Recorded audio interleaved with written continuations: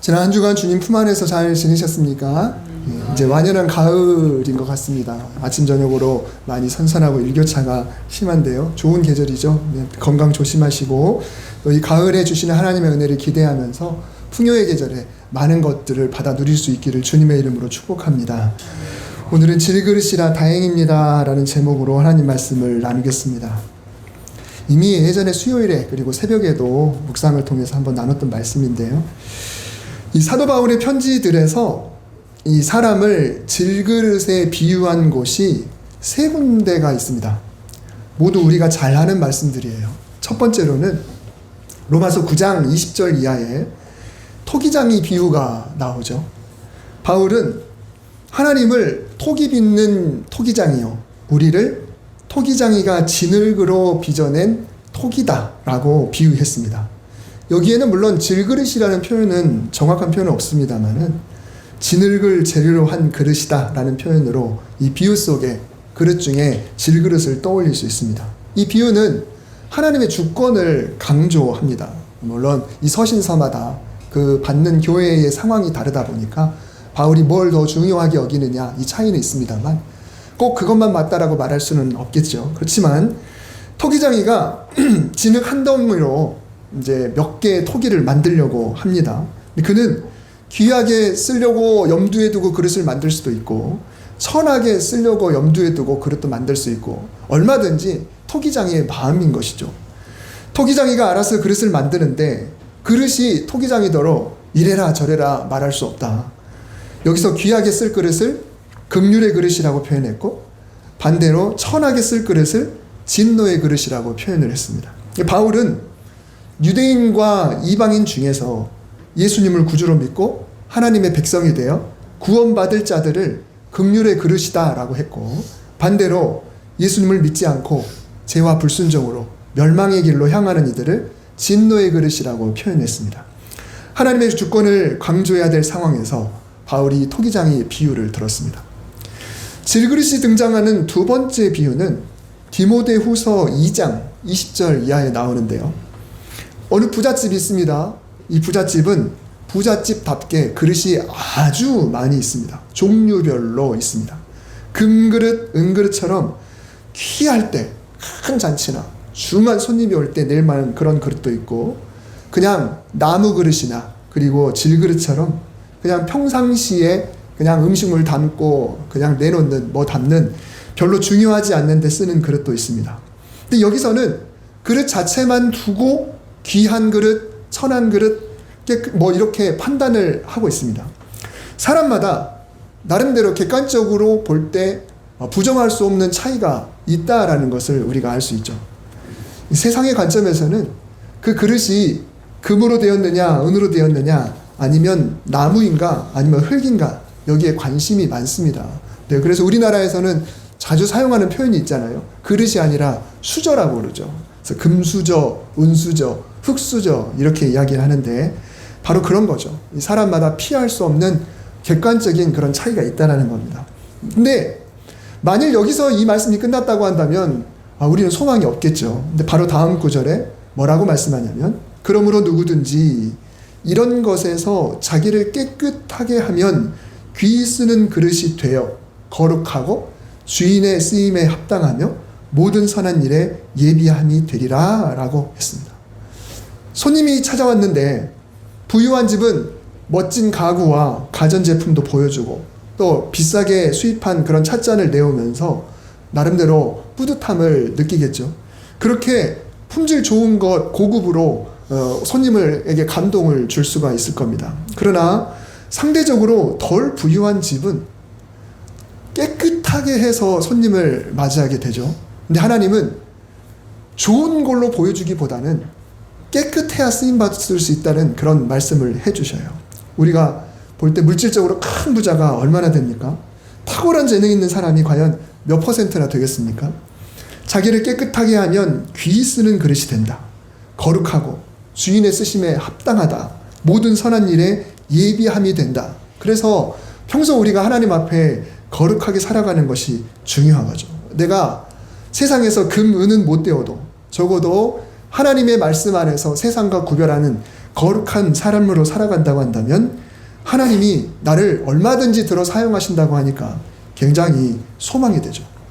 물론 우리도 이왕 깨끗하게 사용된다고 한다면 질그릇인 상태에서 깨끗한 것보다는 금그릇인 상태에서 깨끗하면 좀 더 좋겠죠. 이왕이면 그런 상태에서 더 깨끗하면 얼마나 좋을까 그런 생각을 해봅니다만, 그러나 사도 바울은 그런 거 중요하지 않다고 깨끗하게 거룩하게 너희를 준비해라 라고 말씀해주고 있습니다. 질그릇에 관한 세 번째 말씀이 바로 오늘 본문이죠. 오늘 본문 7절에서 우리가 이 보배를 질그릇에 가졌으니 이는 심히 큰 것이 하나님께 있고 우리에게 있지 아니함을 알게 하려 함이라. 첫 번째 로마서에서는 귀 쓰는 그릇과 천이 쓰는 그릇 두 가지를 이야기했고, 두 번째 디모데후서에서는 금, 은 그릇, 나무, 흙으로 된 그릇 네 가지의 그릇이 나오는데 오늘 본문에서는 딱 하나 질그릇만 나오고 있습니다. 비교할 대상이 없어요. 선택이고 뭐고 단 하나 질그릇만 얘기하고 있습니다.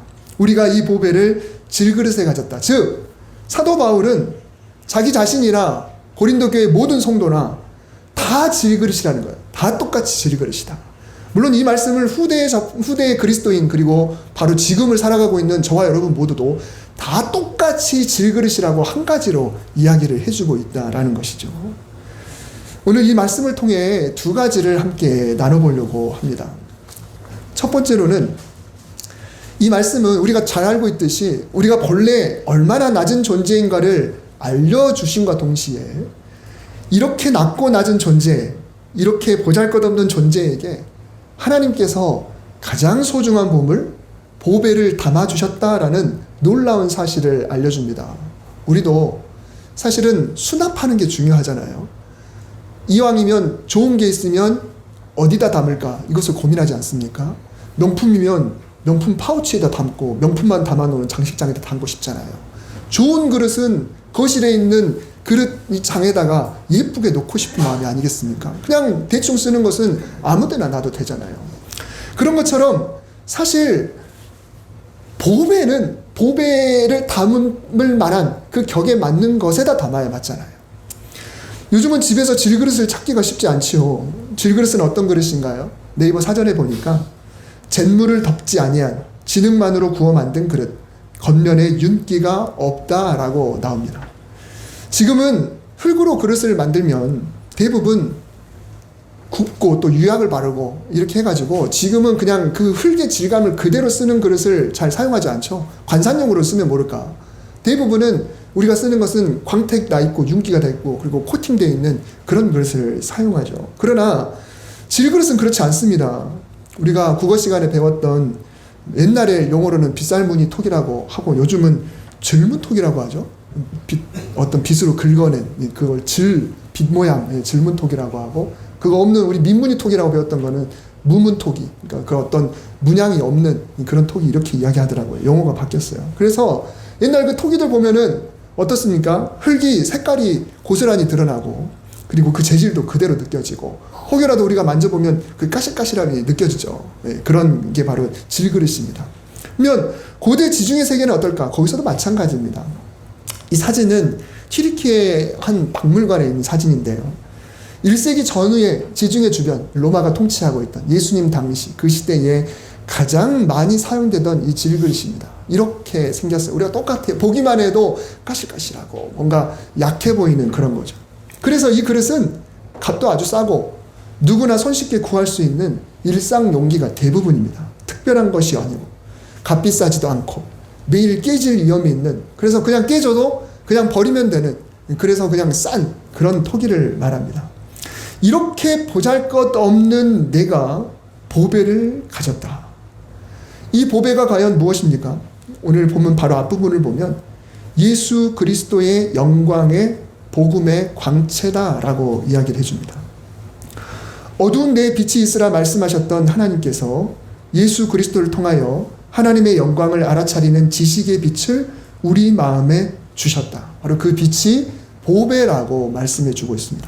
마치 엄청난 금덩어리 이런 것이 그 속에 담겨서 정말 주체할 수 없는 광채가 밖으로 나오는 마치 이런 그림 같은, 우리와 같은 정말 보잘것없는 그런 질그릇인데 이 빛이 감당 안 될 정도로 밖으로 쏟아져 나오는 그런 모습. 그래서 이 보배를 담았더니 질그릇인 나 자체는 여전한데 내 안에 계신 보배 자체가 심히 큰 능력이 있다 보니까 질그릇인 나도 그 능력에 의해서 힘을 발휘한다라고 하는 그런 복된 말씀이 바로 이 말씀입니다. 우리는 다 정말 하찮은 그런 정말 보잘것없는 그런 질그릇인데 왜 하나님께서 최고의 보배를 이 하찮은 그릇 속에다가 담아주셨을까? 이거야말로 놀라운 은혜가 아닌가라고 이야기를 하고 있어요. 그런데 한 가지 문제가 있습니다. 하나님은 이게 보배야 라고 하면서 그래서 이 보배를 너한테 넣었어 라고 말씀해 주시는데 내가 만일 이게 무슨 보배야 라고 여긴다면 이게 문제라는 거죠. 여러분, 하나님이 아버지시라는 것이 여러분 인생에 있어서 과연 어느 정도 중요하게 느껴옵니까? 내 안에 예수 그리스도께서 들어와 계시다라고 하는 것을 과연 이 세상의 모든 것에 견주어 봤을 때 어느 정도 중요하게 여기고 있습니까? 하나님은 이게 보배야라고 했는데 나는 이게 뭐야 라고 누군가가 나에게 선물을 줘서 이거 진짜 귀한 거야 내가 너니까 주는 거야 라고 했는데 이런 거 가지고 이렇게 생색내고 그래 이렇게 여기면 주는 사람이 굉장히 무한하잖아요. 하나님의 마음도 마찬가지죠. 만약에 내가 이것을 보배로 여긴다고 하면 하나님의 그 의도가 정해지는 것이고 만약에 그렇지 않다고 한다면 이거 문제가 돼도 큰 문제가 되는 것이죠. 우리 복음성가 중에 약할 때 강함 대신에 라는 찬양 잘 아시죠? 그 찬양이 이 구절을 연상하게 하는데요. 아는 가사지만 제가 빨리 읽어보겠습니다. 약할 때 강함 대신에 나의 보배가 되신 주 내 안에 있는 보물을 나는 포기할 수 없네. 십자가 제사하셨네. 주님의 이름 찬양해. 쓰러진 나를 세우고 나의 빈 잔을 채우네. 주 나의 모든 것. 예수 어린 양 존귀한 이름. 이렇게 나가는 찬양입니다. 내 안에 있는 보물을 나는 포기할 수 없네. 나 같은 질그릇에 하나님이 최고의 보배를 주셨는데 그것을 인정하고 믿고 그것을 믿음으로 선포할 수 있을 때 내 안의 보배는 진짜 빛을 발할 수 있게 되는 것입니다. 우리가 비록 질그릇이지만 하나님께서 우리에게 주신 최고의 선물 예수 그리스도로 인해서 우리에게 빛과 생명과 능력이 나타나시기를 주님의 이름으로 축복합니다. 우리가 질그릇이라고 말씀하는데 이 말씀을 통해서 얻을 수 있는 두 번째 의미는 질그릇만이 갖고 있는 특성, 다른 그릇과 비교해 볼 때 단점이기는 하지만 이것이 오히려 무엇이 유익한가라는 것을 함께 나눠보려고 하는데 이게 바로 오늘 설교의 주제입니다. 구약의 율법에서 강조하는 내용 중에 거룩이 있습니다. 이 거룩과 반대되는 개념, 이게 뭐냐면 바로 부정입니다. 부정. 거룩과 반대되는 게 부정. 거룩은 흠이 없는 거, 티가 없는 거, 그야말로 깨끗한 거. 이게 거룩인데 부정은 뭔가요? 거기에 뭐가 묻었어요. 묻으면 이게 부정하다.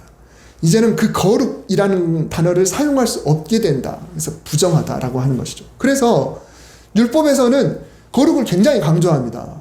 하나님의 백성의 거룩. 하나님께 예배 드릴 때 어떤 예배가 거룩한 예배인가? 일상을 살아갈 때 어떻게 사는 것이 거룩한 백성인가? 우리의 물것은 뭐가 거룩한 건가? 우리가 드리는 재물은 어떤 상태인 게 거룩한 건가? 이런 것들을 굉장히 강조하고 있죠. 그런데 레위기 11장 33절에 보면 그것 중 어떤 것이 어느 질그릇에 떨어지면 그 속에 있는 것이 다 부정하여지나니 너는 그 그릇을 깨뜨리라 라는 말씀이 나옵니다. 여기서 그것이 뭐냐면 부정한 동물의 사체 또는 그 사체에서 묻어나오는 그런 액체들, 그 더러운 것들, 이런 것들을 말해요. 근데 어떤 그릇에다가 그것을 담았다, 혹은 일부러 안 담았는데 그게 떨어졌다, 혹은 그냥 그게 어떻게 실수가 됐든지 묻었다. 그러면 그 그릇은 씻어봐야 아무 의미가 없으니까 깨뜨려서 다시는 사용할 수 없게 해야 합니다. 이게 이 질그릇에 대한 이야기예요. 또 레위기 15장 12절에는 유출병 있는 자의 만진 질그릇은 깨뜨리고 목기는 다 물로 씻을지니라 라는 말씀이 나옵니다. 여기서 유출병이라는 것은 좀 말씀드리기 민망하지만 성병이나 혹은 생식기와 관련해서 분비물이 나오는, 비정상적으로 나오는 그런 증상들을 통틀어서 유출병이라고 이야기를 해요. 근데 고름 같은 거 막. 근데 이런 사람이, 이런 질병이 있는 사람이 만일 질그릇을 터치를 했어요. 자, 그러면 마찬가지로 이 그릇은 절대로 씻어서 쓸 생각하지 말고 무조건 깨뜨려야 합니다. 근데 나무로 된 그릇은 씻어서 재사용해도 된다고 이야기를 해요. 여러분이라면 어떻겠습니까? 집에서 사용하는 유리 그릇이나 또 스테인레스나 혹은 녹그릇이라든가 광택나는 사기 그릇이나 플라스틱이나 이런 그릇들에 뭔가 지저분한 액체가 담겼다. 혹은 생선 다듬고 버릴 만한 것들, 내장이 됐든 지느러미가 됐건 가시가 됐든 간에 이런 것들을 담았다. 여러분 그러면 어떡합니까? 그 그릇을 한 번 담았다고 버립니까? 안 버리죠. 일회용이라고 여기고 그냥 아유 한 번 묻었으니까 안 쓸래 이렇게 합니까? 안 그렇죠. 대부분은 조금 찝찝하긴 해도 깨끗이 설거지하고 때로는 소독하고 해서 막 뜨거운 물에 튀기고 해가지고 그렇게 사용을 합니다. 그런데 만약에 여러분 집에 질그릇이 있다. 전혀 코팅되지 않은 그런 그릇이 있는데 그 그릇에다가 이런 것들을 만약에 담았다. 예, 담았어요. 자, 그러면 그 그릇은 어떻게 할 것 같습니까? 그 그릇을 과연 깨끗이 설거지하고 이렇게 소독해서 과연 쓸까요? 그냥 아무런 코팅이 되지 않은 그냥 흙 그대로 찰흙 만약에 애들이 만들어서 갖고 왔는데 그 그릇에다 담았다가 더러운 거 정말 추접스러운 거 이런 것들이 만약 그렇다 그러면 어떡하나요? 웬만하면 다 버릴 겁니다. 만약에 그 그릇에 전염병 걸린 사람 땀 한 방울만 떨어졌다고 해도 여러분 어떡할까요? 그 그릇은 아마 과감하게 버릴 겁니다. 이스라엘 사람들은 질그릇에 뭔가를 담았으면 아, 질그릇은 담긴 것이 스며드는 그릇이다 라는 그런 생각이 있었습니다. 율법에서도 그렇게 생각해서 그 그릇에 대해서 그렇게 까다로운 규정을 둔 것이죠.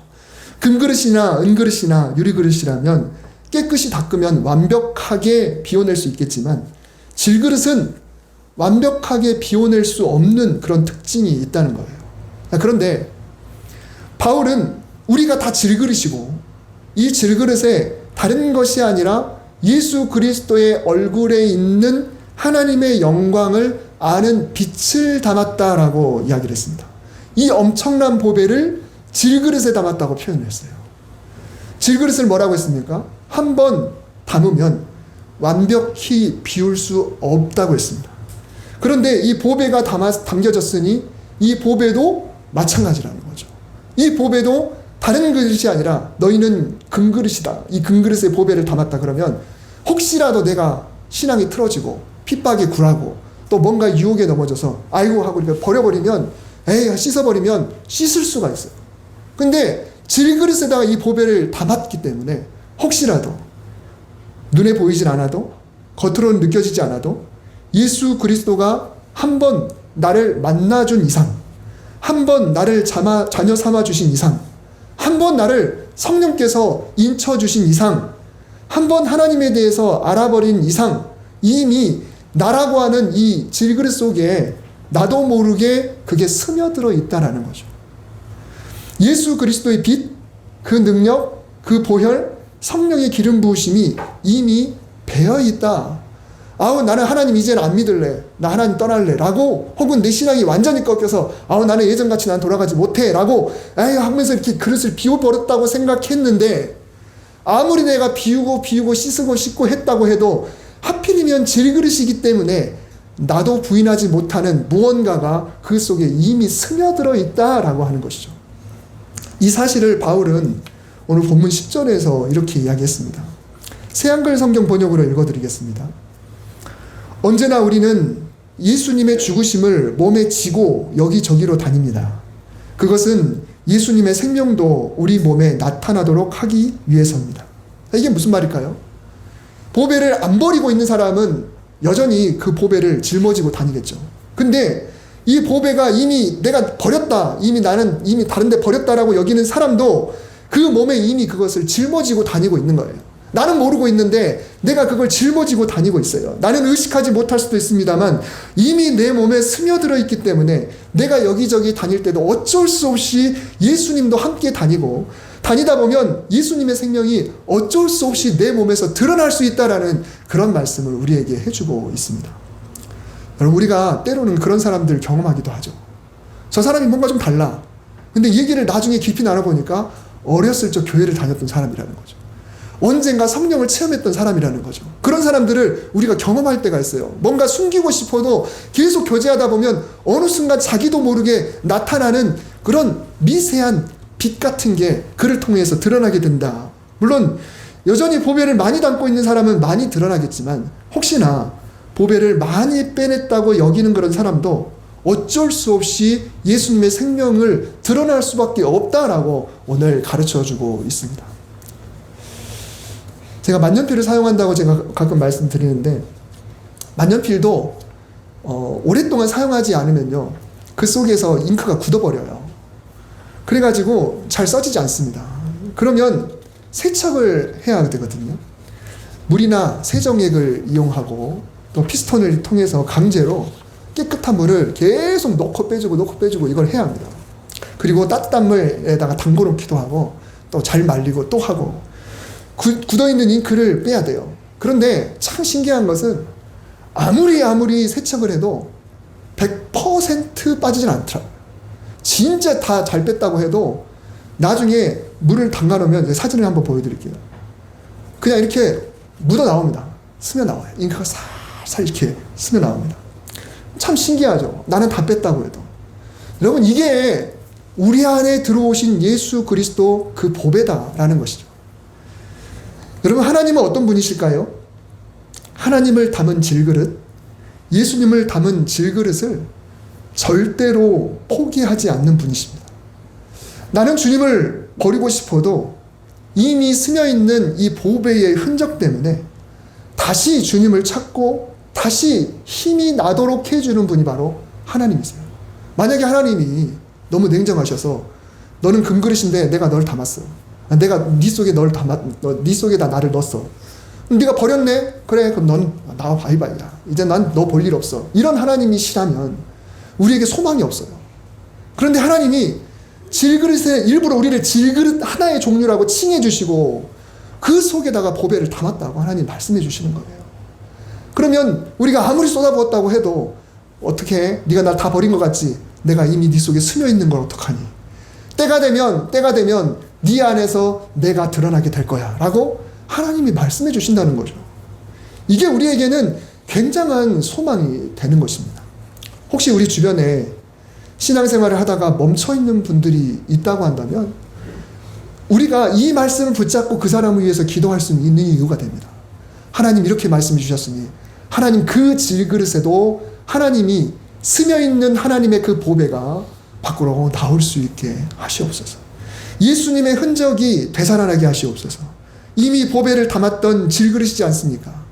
질그릇을 물에 넣고 끓이면 속에 스민 것이 밖으로 드러나고 또 성령님의 뜨거운 역사를 통해서 그 질그릇이 열을 받아서 거품을 내듯이 그렇게 하나님의 그 보배를 다시 한번 뿜어낼 수 있도록 이미 포기했다고 더 이상 나와 상관없다고 여겼던 예수 그리스도의 빛이 다시 그 사람 안에서 다시 살아날 수 있도록 하나님 역사해달라고 우리가 기도할 수 있는 이유가 되는 것입니다. 우리 절대 포기할 수가 없습니다. 그 질그릇이 지금은 하나님을 안 담고 있는 것 같지만 그러나 하나님이 분명히 드러나게 될 것이다. 하나님 이 말씀을 이루어지게 주님 도와주시옵소서. 이렇게 우리가 기도할 이유가 되는 것이죠. 그리고 나에게도 마찬가지입니다. 우리도 신앙이 예전에 비해서 많이 사그러졌다라고 느낄 때가 있습니다. 그러면 그때만 못하다. 그래서 어떤 목사님은 늘 그런 이야기해요. 우리 다 같이 한번 이야기해 봅시다. 아직 내 신앙의 전성기는 아직 오지 않았다. 내 신앙의 전성기는 아직 오지 않았다. 여러분 다들 나름대로 다 있으시죠? 그때가 내 신앙의 전성기였는데. 그럴 때가 있잖아요. 그때가 내 신앙의 전성기였는데. 자, 근데 그때가 전성기였다는 건 뭔가요? 이제는 그보다 못하다는 거고 다시는 그때가 오지 않을 것 같다는 이야기 아닙니까? 근데 그 구호가 참 은혜가 돼요. 아직 내 신앙의 전성기가 오진 않았다. 그러면 그때보다도 앞으로도 남아있는 뭔가가 있다는 그런 기대감으로 살아가는 거 아니겠습니까? 신앙의 전성기가 이미 사라져서 내 안에 있는 보배가 많이 사그러들어 있다는 그런 느낌이 들 수도 있겠습니다만 그러나 질그릇이기 때문에 우리 안에 있는 스며있는 그 보배는 분명히 우리를 통해서 역사하게 될 줄 믿습니다. 근데 그 스며있는 게 조금만 나와도 이 질그릇을 가득 채우게 될 것이고 밖으로 뻗어나가는 놀라운 역사가 있겠죠. 그래서 오늘 본문 8절에서 9절 말씀해 보면 이 보배를 담았기 때문에 이 사람은 사방으로 우겨쌈을 당하여도 쌓이지 아니하며 답답한 일을 당하여도 낙심하지 아니하며 핍박을 받아도 버림받지 아니하며 거꾸러뜨림을 당하여도 망하지 아니한다라고 말씀하고 있습니다. 여러분 오늘 이 말씀을 아멘으로 받아들일 수 있기를 바랍니다. 질그릇의 성도는 이 권세를 누릴 특권이 있습니다. 하나님이 우리를 질그릇이라고 해주시니까 차라리 감사해요. 완벽하게 하나님과 남남이 되는 것이 아니라 내가 아무리 하나님께서 멀어지려고 해도 어차피 내 안에 스며있는 예수님을 짊어지고 다니고 있으니까 어느 순간 그 안에 있는 예수님이 드러나게 된다고 하니 여러분 이 말씀이 우리에게 소망이 되는 것입니다. 우리가 버리려고 해도 하나님은 우리를 버리시지 않는다. 하나님은 우리를 절대로 놓지 않는다. 얼마나 감사합니까? 그래서 질그릇이라 다행인 거예요. 놀라운 은혜입니다. 놀라운 복이다라는 것입니다. 내 속에 스며있던 빛이 깊이 잠들어 있는 것만 같은 그 빛이 다시 밖으로 드러나서 내가 가는 곳마다 예수님의 생명이 나타나는 그런 놀라운 변화, 놀라운 은혜가 저에게 그리고 여러분에게 그리고 여러분 주변에 우리가 품고 기도하는 분들에게 그렇게 드러날 수 있게 되기를 주님의 이름으로 축복합니다. 기도하겠습니다. 하나님 우리를 다른 그릇이 아니라 질그릇이라고 하니 얼마나 감사한지 모릅니다. 내 안에 숨어있던 사그라든 것 같은 열정이 다시 살아나게 하여 주옵소서. 내가 어디를 가든지 간에 나도 모르게 내 안에서 그리스도가 품어져 나오게 하시고 사람들이 나를 보면서 예수 그리스도를 느낄 수 있게 하여 주옵소서. 하나님 우리 주변에 혹여라도 신앙을 잃은 것 같이 느껴지는 사람이 있다고 한다면 그 사람이 질그릇이니 하나님 다시 나올 줄 믿습니다. 주님 속히 나올 수 있게 도와주시옵소서. 우리가 이렇게 기도할 이유가 됩니다. 하나님 그들을 세워주시고 회복시켜주시고 그 질그릇이 다시 그리스도를 보배에 담은 그릇이라는 것이 다시 드러날 수 있도록 주여 축복하여 주옵소서. 예수님의 이름으로 기도드립니다. 아멘.